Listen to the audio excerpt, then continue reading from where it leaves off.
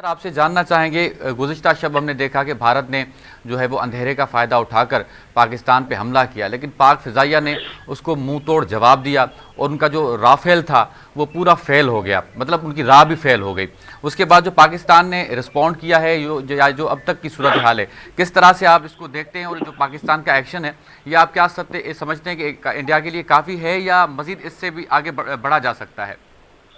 बहुत बहुत शुक्रिया। आपने जिस तरह कहा था कि इंडिया ने रात को फायर करके, रात के अंधेरे में फायर करके सिविलियन टारगेट को हिट किया और मसाजिद को हिट किया और सिविलियन को हिट किया, जो जंगी कवानीन की बहुत बड़ी खिलाफ वर्जी है। एक तो पहले पाकिस्तान को इसका इमीडिएटली मैं समझता हूँ कि इसके ऊपर मुकदमा दायर करना चाहिए इंटरनेशनल कोर्ट ऑफ जस्टिस में, भारत के खिलाफ वर्जी के अंदर एक रेजोल्यूशन पेश करनी चाहिए सिक्योरिटी काउंसिल के अंदर, और खैर वो बाद में होता रहेगा। दूसरी बात है कि पाकिस्तान ने सर जो कुछ किया है वो सेल्फ डिफेंस में किया है, और उसके लिए क्योंकि हमला किया गया था तो पाकिस्तान ने उसका जवाब देना था, तो ये उस हमले का जवाब है। अभी रिस्पॉन्स जो है वो तो मेरे ख्याल में वो आना बाकी है, रिस्पॉन्स जो है वो आना बाकी है।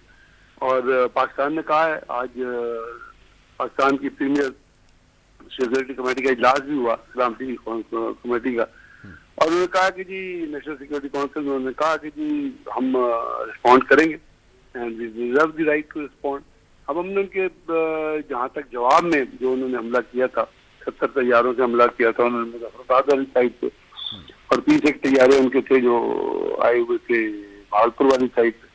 तो पाकिस्तान ने आपने देखा 5 राफेल गिरा दिए, दिल्ली के 3 राफेल हैं, मिग है और एक HU-37 है, और उसके साथ ड्रोन भी मार गिराए जो जासूसी के लिए इंडियन जो पाकिस्तान के बॉर्डर से ऊपर से कंस्ट्रक्ट इंफिल्ट्रेट कर रहा था।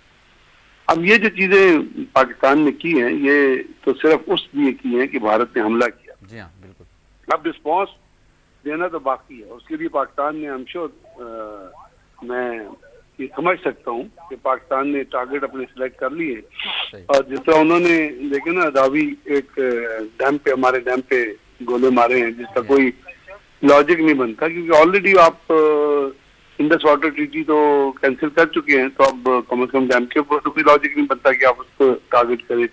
वहां से कौन सी दहशतगर्दी हो रही है नीलम झेलम हाइड्रो पावर प्रोजेक्ट। तो पाकिस्तान को भी चाहिए कि उनका डैम आकर्षण गंगा रिवर पे उसके ऊपर गोला मारे और उसको तबाह करे, और इस तरह और भी डैम है जो गैर कानूनी तौर पर इंडिया ने बनाए। तो मेरा ख्याल है पाकिस्तान का भी रिस्पॉन्स आएगा, और ये बड़ा जरूरी है, अदरवाइज एक प्रेसिडेंट सेट हो जाएगा कि जी आप जब भी चाहें गोला उठाएं और गोला मार दे। जैसे ईरान ने पाकिस्तान पे हमला किया था, पाकिस्तान ने उसको रिस्पॉन्ड किया था और ये बताया था जी अगर आप हमारे किसी टारगेट पे हमला करेंगे तो हम आप पे हमला करेंगे, और आप यहाँ भी दहशतगर्दी का, इंडिया के अंदर दहशतगर्दी के बहुत बड़े बड़े मराकज हैं, रॉ के जितने सेंटर हैं दहशतगर्दी के मराकज हैं, RSS के जितने ट्रेनिंग सेंटर शाखाज हैं सब दहशतगर्दी के मराकज हैं। तो पाकिस्तान को पास ये राइट है कि वो उन दहशतगर्दी के उन अड्डों को, उन टारगेट को हिट करे, and I am sure hit करेंगे। अब ये वेट एंड सी वाली पॉलिसी है, देखते हैं कि किस तरह चीजें अनफोल्ड होती हैं।